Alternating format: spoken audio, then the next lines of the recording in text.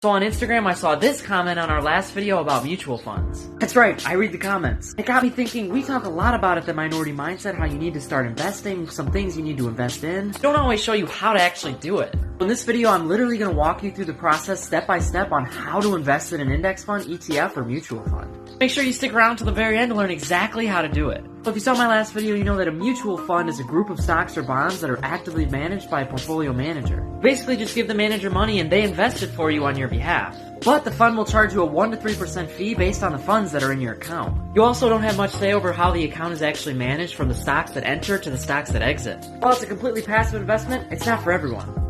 ETFs, which stands for exchange traded funds, and index funds work in a very similar way. Except these funds are not actively managed. Their whole purpose is to just track a market index like the S&P 500 or the Dow. Which means there's a lot less fees when it comes to ETFs and index funds because there's not somebody actively managing that portfolio. Still, you don't have a lot of control over these accounts because they're literally just set up to mimic, follow, or mirror certain markets on Wall Street. So if you buy shares in an index fund that's supposed to mirror or follow the S&P 500 and the S&P 500 actually crashes for a day, so will your investment.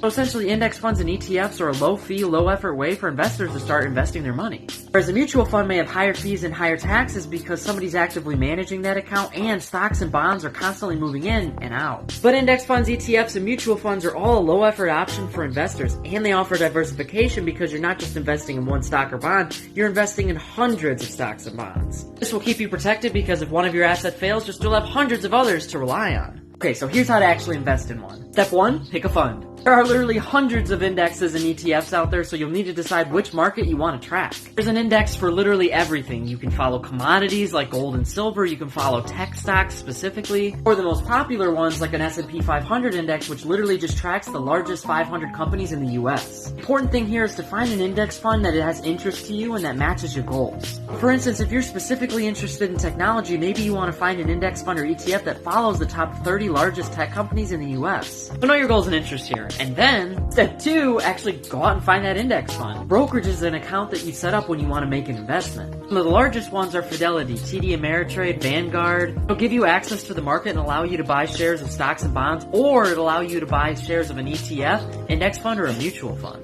Brokerage account is typically free to open and free to maintain, but there may be some investing minimums that you have to meet. Once you have a brokerage account open, search on the fund's website to see if they have any funds available that you may be interested in. Step 3 is as simple as just buying a share in that particular fund that you're interested in. Before you actually buy a share though, make sure you understand the fees or the minimums associated with that account. Index funds, ETFs, and mutual funds can offer you some consistent long-term gains with a passive investing strategy, but make sure you understand the risks, minimums, and fees associated with those accounts before you start investing. If you want to learn more about investing, check out our articles on theminoritymindset.com.